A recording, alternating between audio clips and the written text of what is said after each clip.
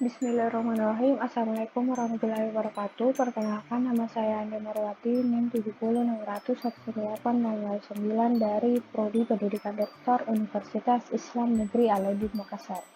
Saat ini saya akan membahas mengenai hak asasi manusia dalam perspektif manusia. Yang akan dibahas yaitu pertama, ruang lingkup HAM, yang kedua ada HAM dalam Pancasila, yang ketiga ada pelanggaran HAM, dan yang keempat ada upaya penegakan HAM. Yang pertama, ruang lingkup HAM, yaitu akan dijelaskan mengenai pengertian HAM, jenis HAM, dan kewajiban HAM. Untuk pengertian HAM terdiri dari beberapa pendapat. Yang pertama itu menurut dari John Locke, yakni HAM adalah hak yang dibawa sejak lahir yang secara kodrat melekat pada setiap manusia dan tidak dapat diganggu-gugat atau bersifat mutlak. Yang kedua menurut John Matterson bahwa HAM adalah hak yang melekat pada setiap manusia yang tanpanya manusia mustahil dapat hidup sebagai manusia.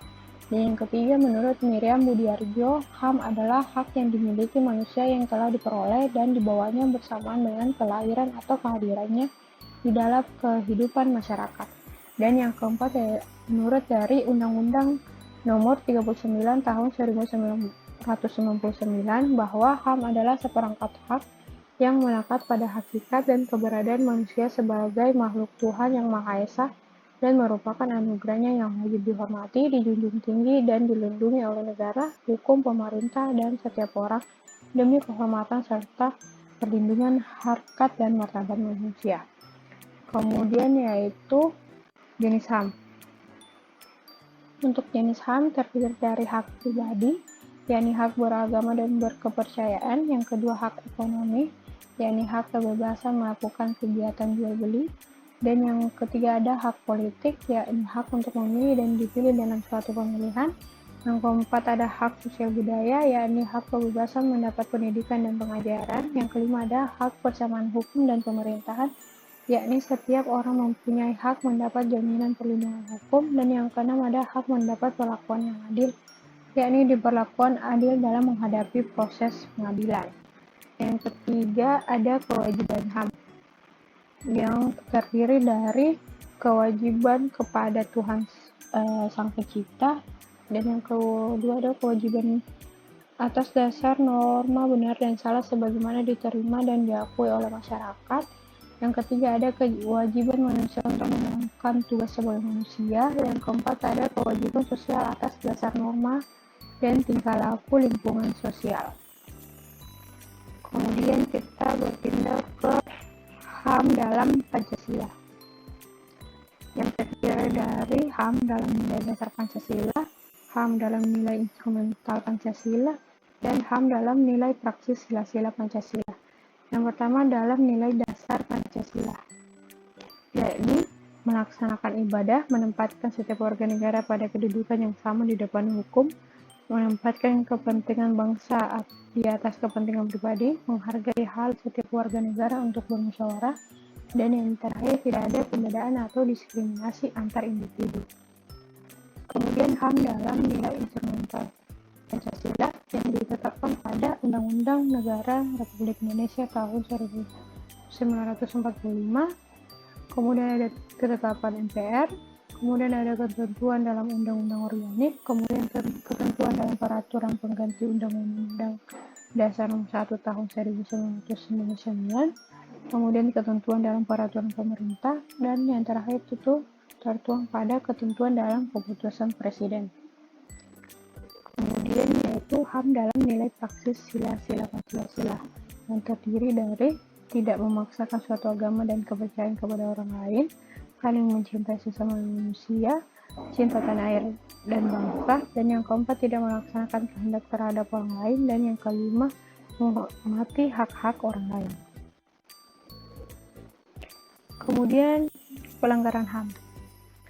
Kita akan membahas tentang pengertian, faktor-faktor, bentuk-bentuk, dan contoh kasus. Yang pertama itu pengertian pelanggaran HAM adalah sebuah setiap perbuatan seseorang atau kelompok orang termasuk aparat negara, baik disengaja maupun tidak disengaja, atau kelalaian yang secara hukum mengurangi, menghalangi, membatasi, dan mencabut HAM seseorang atau kelompok orang yang dijamin oleh Undang-Undang Dasar dan tidak mendapatkan atau dikhawatirkan tidak akan memperoleh penyesuaian hukum yang adil dan berdasarkan mekanisme hukum yang berlaku. Terdapat pada pasal 1 angka 6 Undang-Undang Republik Indonesia Nomor 39 Tahun 1999. Kemudian ke faktor-faktor. Untuk faktornya terdiri dari dua. Yang pertama itu internal. Internal terdiri dari yang pertama ada keadaan psikologis, sifat egois, tidak toleransi, dan tingkat kesadaran, tidak empati, pandangan HAM individualis, sifat individualis, adanya dendam, dan adanya diskriminasi. Kemudian untuk faktor eksternalnya itu terdiri dari perangkat hukum, struktur sosial dan politik, kesenjangan ekonomi, teknologi yang salah, pemahaman HAM tidak merata, adanya pihak yang membantu pelanggaran HAM, dan lembaga hukum yang kurang berfungsi. Kemudian untuk bentuk-bentuk pelanggaran HAM itu ada diskriminasi, pelanggaran HAM yang mengancam keselamatan jiwa, kemudian ada penyiksaan, ada kejahatan terhadap kemanusiaan, dan genosida. Kemudian untuk contoh kasusnya itu yang telah terjadi itu seperti kasus Marsina, peristiwa penculikan para aktivis politik, dan kasus bom Bali. Kemudian kita akan melangkah ke upaya penegakan HAM. Yang tadi dari upaya penegakan HAM oleh pemerintah dan upaya penanganan kasus pelanggaran HAM. Untuk upaya penegakan HAM oleh pemerintah itu didirikanlah Komnas HAM, Pengadilan HAM, dan pembentukan Instru.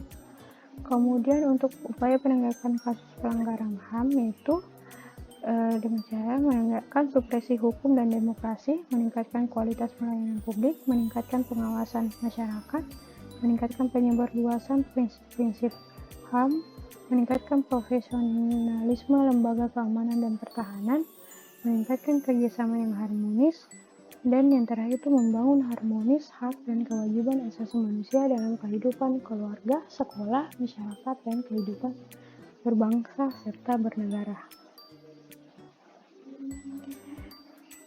Baik, pembahasan kita telah selesai. Jadi mungkin cukup sekian dari saya. Hanya itu yang dapat saya sampaikan. Kurang lebihnya mohon dimaafkan. Dan terima kasih atas waktunya. Dan jangan lupa untuk like dan subscribe untuk mendukung saya dalam mata kuliah PKN saya. Saya akhiri dengan wassalamualaikum warahmatullahi wabarakatuh.